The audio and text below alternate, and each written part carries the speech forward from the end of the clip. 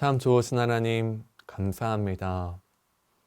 이 새벽에도 주님 앞에 나와 예배하게 하시고 주님의 말씀을 들으며 주님의 뜻을 따라 걸어가게 하시니 감사합니다. 사랑하는 주님, 우리 계속해서 함께 묵상하는 이 말씀이 그저 그 옛날의 왕들의 이야기로만 끝나지 않기를 원합니다. 이 말씀 한 절 한 절이 오늘 우리의 삶 가운데 우리를 향하신 하나님의 말씀으로 듣게 하여 주시고, 특별히 그래서 주님 우리의 삶 가운데 어떻게 살아내야 할지, 무엇이 주님이 원하시는 그 걸음인지를 곰곰이 생각하며 이제는 주의 뜻을 따라 걸어가는 그 말씀으로 들리도록 오늘 하루 가운데 은혜 허락하여 주옵소서. 오늘도 그렇게 인도하시고 함께 하실 주님의 이름을 찬양하며 우리 주 예수 그리스도 이름으로 기도하였습니다. 아멘. 찬송가 484장 함께 찬양하겠습니다. 찬송가 484장입니다. 내 맘에 주여 소망되소서. 주 없이 모든 일 헛되어라. 밤에나 낮에나 주님 생각, 잘 때나 깰 때 함께 하소서. 지혜의 주여 말씀으로서 언제나 내 안에 계십소서. 주는 내 아버지, 나는 아들. 주 안에 내가 늘 함께하네. 세상의 영광 나 안 보여도 언제나 주님은 나의 기업. 주님만 내 맘에 계시오니 영원한 주님 참 귀하셔라. 영원한 주님 내 승리의 주, 하늘의 기쁨을 주옵소서. 어떠한 고난이 닥쳐와도 만유의 주여 소망되소서.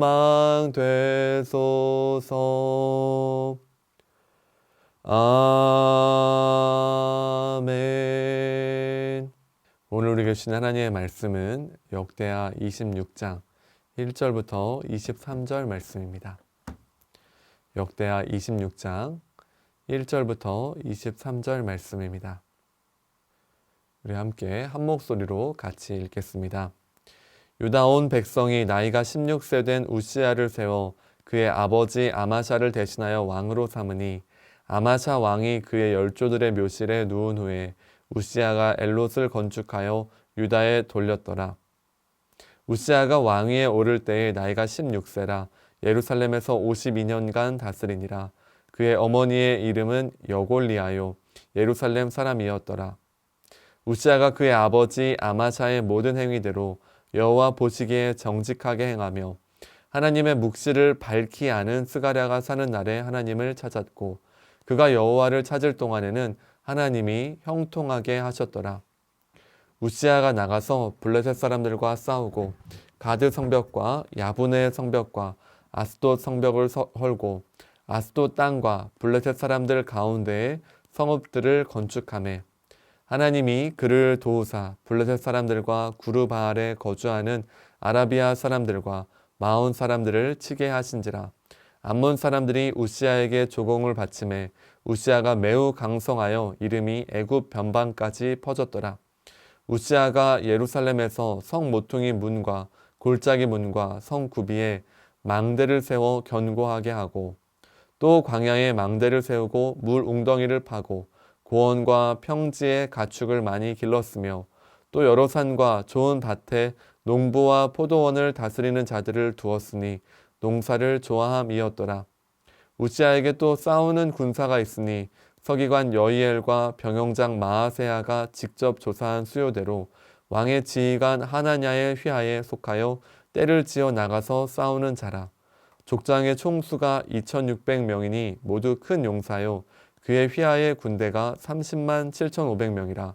건장하고 싸움에 능하여 왕을 도와 적을 치는 자이며 우시아가 그의 온 군대를 위하여 방패와 창과 투구와 갑옷과 활과 물매의 돌을 준비하고 또 예루살렘에서 재주 있는 사람들에게 무기를 고안하게 하여 망대와 성곽 위에 두어 화살과 큰 돌을 쏘고 던지게 하였으니 그의 이름이 멀리 퍼짐은 기이한 도우심을 얻어 강성하여 짐이었더라. 그가 강성하여 짐에 그의 마음이 교만하여 악을 행하여 그의 하나님 여호와께 범죄하되 곧 여호와의 성전에 들어가서 향단에 분향하려 한지라. 제사장 아사랴가 여호와의 용맹한 제사장 80명을 데리고 그의 뒤를 따라 들어가서 우시아 왕 곁에 서서 그에게 이르되 우시아여 여호와께 분향하는 일은 왕이 할 바가 아니오 오직 분향하기 위하여 구별함을 받은 아론의 자손 제사장들이 할 바니 성소에서 나가소서. 왕이 범죄하였으니 하나님 여호와에게서 영광을 얻지 못하리이다. 우시아가 손으로 향로를 잡고 분향하려 하다가 화를 내니 그가 제사장에게 화를 낼 때에 여호와의 전 안 향단 곁 제사장들 앞에서 그의 이마에 나병이 생긴지라. 대제사장 아사랴와 모든 제사장이 왕의 이마에 나병이 생겼음을 보고 성전에서 급히 쫓아내고 여호와께서 치심으로 왕도 속히 나가니라. 우시아 왕이 죽는 날까지 나병 환자가 되었고 나병 환자가 되매 여호와의 전에서 끊어져 별궁에 살았으므로 그의 아들 요담이 왕궁을 관리하며 백성을 다스렸더라. 우시아의 남은 시종 행적은 아모스의 아들 선지자 이사야가 기록하였더라. 우시아가 그의 조상들과 함께 누움에 그는 나병 환자라 하여 왕들의 묘실에 접한 땅 곧 그의 조상들의 곁에 장사하니라. 그의 아들 요담이 대신하여 왕이 되니라. 아멘. 오늘 우리가 읽은 이 말씀은 우시아 왕에 대한 이야기입니다. 유다의 10번째 왕이었고 그 나라 가운데에서 사실 초기 시작은 너무 아름답고 하나님을 의지하며 시작하였지만 마지막 모습은 이보다 비참한 왕이 있을까라는 생각이 들 정도로 완전히 망하면서 끝나는 왕이 바로 우시아 왕의 이야기입니다. 그러므로 우리는 오늘 이 말씀을 통하여서 어떻게 하나님을 더 의지할 것인지 그리고 우리의 삶 가운데 교만해져서 주님을 의지하지 않는 부분은 무엇인지에 대해 깊이 돌아보는 말씀으로 살펴보아야겠습니다. 오늘 말씀은 세 단락으로 구분이 되고 있습니다. 첫 번째 단락은 1절부터 5절 말씀이고 이 말씀 가운데에서는 우시아 왕의 초기 통치의 모습을 보여주고 있습니다. 우시아는 아마샤의 뒤를 이어서 왕이 되었고 그때의 그는 하나님을 의지하고 주님의 형통하심을 맛보았던 왕이었습니다. 성경은 여호와 보시기에 그가 정직하게 함께했다라고 말하고 있습니다. 그런데 5절 말씀을 보시면 특이한 말씀이 또 다시 한번 나옵니다. 이전에도 왕들을 소개하면서 상당히 애매하다. 왜 이런 내용들이 왜 나왔을까? 라고 의문이 들었던 그런 내용들이 동일한 방식으로 진술되고 있는데요. 5절에 보면 우시아 왕이 하나님의 묵시를 잘 알고 있는 스가랴가 사는 날 동안에는 여호와를 의지하였다. 그리고 그렇게 여호와를 의지하는 동안에는 여호와께서도 우시아 왕의 삶 가운데 형통케 하셨다라는 것을 말하고 있습니다. 여러분, 이것은 무엇을 의미하고 있을까요? 그렇습니다. 지금 이 우시아가 스가랴와 함께 할 때에는 여호와를 의지하고 함께 했었지만 스가랴가 죽은 이후, 스가랴가 떠난 이후 그때는 어떻다는 것을 이미 보여주고 있을까요? 주님이 아닌 다른 것들을 의지하기 시작했다. 특별히 그 가장 중심에는 나 중심의 교만함이 있었다는 것을 이미 복선으로 보여주고 있습니다. 6절부터 15절에는 그럼에도 불구하고 우시아 왕의 명성의 이유를 보여주고 있습니다. 우시아는 그때부터 블레셋과의 전쟁을 함께 합니다. 여러분, 블레셋은 어떤 나라였습니까? 늘 이스라엘을 괴롭게 하고 귀찮게 하고 성가시게 하고 특별히 여호와의 법궤를 뺏겼던 때가 바로 이 블레셋 나라였지요. 이와 같은 모습들을 본다면 블레셋이야말로 이스라엘 남유다 입장에서는 정말 마음에 안 드는 민족이다라고 할 수 있습니다. 그런데 그 블레셋 민족마저도 우시아 왕 때에 잘 다스리고 통치하고 심지어 전쟁에 이겨서 그 나라 가운데 그 성읍들을 빼앗아 그 나라를 빼앗아서 성읍을 세웠다라고 말하고 있습니다. 그리고 어떤 일까지 행하였습니까? 6절부터 15절 후반부에 보면 그가 농사를 좋아했기 때문에 농부와 포도원 지기들을 같이 세워서 농사와 포도 농사를 같이 함께 했었고 뿐만 아니라 군대 조직을 아주 치밀하게 잘 조직하여서 마침내는 그 장수들의 명단, 인원들이 너무나 견고하게 세워지는 모습들을 본문은 보여주고 있습니다.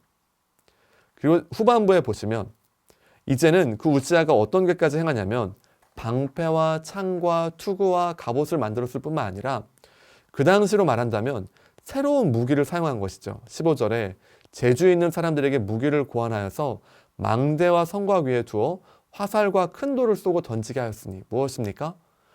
망대와 이 성곽에 두어서 다른 민족들이 침입하여 왔을 때에 얼마든지 이길 수 있는, 전쟁할 수 있는 그런 놀라운 신식 무기들을 개발하고 고안하여서 승리했다라는 것을 말하고 있습니다. 그러나 이 모든 승리와 모든 것이 이 우시아 왕이 잘해서 그가 위대해서 모든 것을 하였던 것일까요? 그렇지 않습니다. 우리가 읽었던 이 본문에서 중요한 본문이 있습니다. 7절 보시면 하나님이 그를 도우사 블레셋 사람들과 아라비아 사람들과 마온 사람들을 치게 하셨다. 오늘 우리가 생각할 때에는 우시아가 무언가 뛰어나서 이 나라의 왕들을 이길 수 있었다라고 생각했겠지만 아니지요. 성경은 여호와께서 도우셨기 때문에 그가 전쟁에 승리할 수 있었음을 말하고 있습니다. 또한 15절 말씀을 보면 후반부에 그의 이름이 멀리 퍼짐은 기이한 도우심을 얻어 강성하여 짐이었더라 라고 말합니다. 그가 지금 명성이 퍼지고 그의 위대함이 천하에 드러나게 된 이유는 그가 무언가 새로운 무기를 만들고 놀라운 지위를 얻어서 된 것이 아니라 기이한 도우심은 누구로부터 옵니까? 기이하신 하나님으로부터 온 겁니다. 측량 못한 하나님으로부터 도대체 다른 사람들은 이해할 수 없는 방식의 도움이 그 하나님으로부터 왔기 때문에 그가 강성하여지고 그의 이름도 명성을 떨치게 되었다라는 것을 말하고 있습니다. 결국 무엇을 보여주고 있나요? 인생의 모든 것이 사실은 하나님께 있다는 겁니다. 여러분, 우리도요, 우리 인생의 흥망성쇠가 다 주님께 있음을 정말 믿습니까? 심지어 생사화복, 그분 앞에는 우리의 살고 죽음까지도 그분의 손 안에 있음을 우리는 정말 믿고 있습니까? 오늘 성경은 우리에게 묻고 있습니다. 너희가 지금 성공했다고 생각하느냐? 그것은 다 주님으로부터 온 것이다. 너희의 삶 가운데 낭망함 가운데 있느냐? 그 모든 것 가운데 우리가 바라봐야 할 분 주님이시다 라고 말하고 있습니다. 사랑하는 성도 여러분, 오늘 말씀 가운데 우리의 모든 것 주님께 있음을 다시 한번 고백해야겠습니다. 만약 그렇지 않으면 어떻게 될까요? 그 내용들이 16절부터 23절까지의 내용을 통하여서 말하고 있습니다. 16절에 보면 그가 강성하여짐에 그의 마음이 교만하여 악을 행하여 그의 하나님 여호와께 범죄하되. 여러분, 너무 충격적인 이야기가 여기에서 진행되고 있지요. 그가 강성하여진 것, 승리한 것 잘못됐습니까? 다 하나님께서 주신 것입니다. 그런데 착각은 바로 여기서 시작되는 것이지요. 강성하고 승리하니까, 배부르고 등 따시니까 어떤 생각을 하게 되냐면, 야, 이 모든 것들 내가 이룬 거구나. 이 모든 것들 하나님이 아니라 내가 좀 잘해서, 내가 좀 위대해서 무언가 해냈구나 라고 착각한 것이죠. 이게 무엇입니까? 교만입니다. 그의 마음이 교만해져서 이제는 어떠한 생각까지 하게 되냐면, 야, 이제는 제사도 한번 내 마음대로 해보고 싶어. 제사장만 제사 드려? 제사장만 분향할 수 있어? 아니, 나도 할 수 있어. 내가 왕이야, 내가 주인이야, 인생에 내가 모든 것을 다스릴 수 있어. 그것처럼 이 나라도 통치도 심지어 하나님께 예배드리는 방식까지도 내 마음대로 할 거야 라고 착각합니다. 그리고 우시아가 했던 말도 안 되는 행동이 있죠. 여호와의 성전에 들어가서 그의 마음대로 향단에 분향하려고 합니다. 여러분, 향단의 분향은 누가 할 수 있습니까? 오직 아론의 제사장으로서 하나님께서 구별하여 선택하신 사람만이 향단에 분향할 수 있습니다. 그런데 그것까지도 왕으로서 하고 싶은 마음이 있던 것이지요. 그리고 마침내 어떻게 됩니까? 그가 향단에 분향할 때에 그와 함께 했던 충직한 제사장들, 용맹스러운 제사장 80명이 와서 그를 말립니다. 왜 용맹스러운 사람입니까? 왕의 명령 한마디면 죽을 수도 있지요. 왕은 절대 권력을 지금 갖고 있는 상황인 것입니다. 그러나 그들 제사장은 하나님을 더 두려워하여서 왕을 향하여 분명하게 말합니다. 왕이시여, 아론의 제사장만이 할 수 있는 이것을 당신이 한다는 것은 하나님 앞에서 크게 범죄함이고 당신은 더 이상 여호와께 영광을 얻지 못할 것입니다 라고 말합니다. 우시아가 이때라도 돌이키면 참 좋았으련만 이때에 화를 내어서 그들을 바라보지요. 그때 어떤 일이 일어납니까? 여호와께서 우시아의 이마에 나병을 주심을 통하여서 그 온몸 전체 가운데 아마도 나병이 임하게 됩니다. 여러분, 그 당시에 나병은 그 진 안에, 그 공동체 안에 함께 있을 수가 없었고요. 나병이 걸린 사람들은 그 진에서 격리되어서 따로 있어야만 했었고, 그것을 우시아 자신도 알았기 때문에 마침내 이때에는 스스로 인정하고 그 자리에서 떠나가게 됩니다. 그의 말로는 어떻게 되었을까요?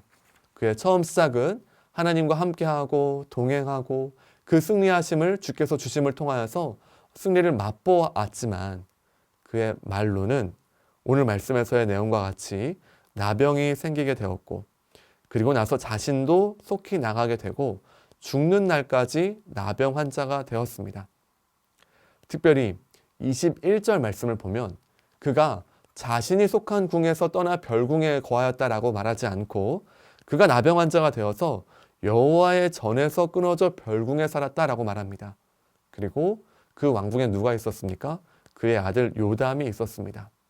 지금 우시아는 왕으로서 원했던 왕궁에서도 통치할 수 없고 별궁으로 가게 되었을 뿐만 아니라 왕궁을 떠나 별궁을 간 게 아니고 여호와의 전에서 끊어져 별궁으로 갑니다. 이것은 하나님의 그 임재와 축복과 그분과 함께하는 교제와 그 모든 기쁨들이 끊어진 채로 별궁에 있었다는 것을 말합니다. 하나님으로부터 오는 모든 복락들이 완전히 끊어진 채 어쩌면 그 저주와 진노 아래서 남은 여생을 살아갔음을 본문은 분명히 말하고 있습니다.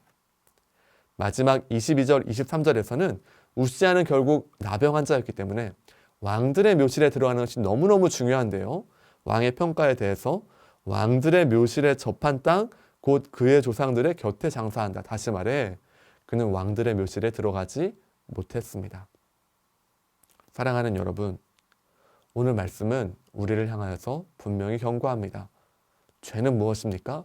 뿌리 깊은 자기중심성입니다. 죄는 내가 왕 되고 싶은 마음이어서 하나님과 싸우는 겁니다. 하나님이 마땅히 계셔야 될, 주님이 마땅히 계셔야 될 우리의 마음의 가장 높은 곳에 자꾸 우리가 올라가려고 하는 것이죠. 이렇게 생각한다면 그 누구도 죄를 짓지 않는 사람이 없고 그 누구도 하나님보다 더 높아지려는 마음 없다고 말할 수가 없습니다. 왜 그렇습니까? 그것이 인간의 본성이고 그것이 인간의 뿌리 깊은 자기중심성이기 때문입니다. 그리고 이것이 장성하면서 교만하게 되고 그 교만함 가운데에 하나님 앞에서 범죄하게 되는 것을 말하고 있습니다. 오늘 우리의 마음 가운데 과연 겸손함으로 나아가고 있는지 다시 한번 돌아보기 원합니다. 그리고 바라기는 다시금 그 첫사랑, 첫 마음을 회복하는 오늘이시기를 축원합니다. 주께서 은혜 주셔서 우리의 마음 가운데 주님을 더 깊이 사랑했고 간절히 사모했던 그 마음 회복하게 하시고 나아가 이제는 우리의 마음 가운데 혹여라도 조금이나마 주님보다 더 높아지려 했던 마음들, 교만한 마음들 있었다면 완전히 내려놓고 주님께 납작 엎드려 주님이 나의 왕이십니다. 주님 오늘도 앞서가시옵소서. 주님이 나의 주인이십니다. 나의 삶 다스리시옵소서 라고 진정으로 고백하는 사랑하는 모든 성도님 되시기를 주님의 이름으로 축원합니다. 함께 기도하겠습니다. 살아계신 하나님 감사합니다. 오늘 말씀을 통하여 우시아 왕의 이 충격적인 말로를 보면서 여호와를 한평생, 정말 평생을 하루같이 주님을 따른다는 것이 얼마나 쉽지 않은지 다시 한번 돌아보게 됩니다. 하나님, 오늘 혹여라도 우리의 마음 가운데 우시아 왕의 모습과도 같은 그 말로의 그 모습과도 같은 모습이 우리 가운데 있는 것은 아닌지 다시 한번 돌아봅니다. 사랑하는 주님, 우리의 마음에 교만한 마음이 있다면 겸손케 하여 주시옵소서.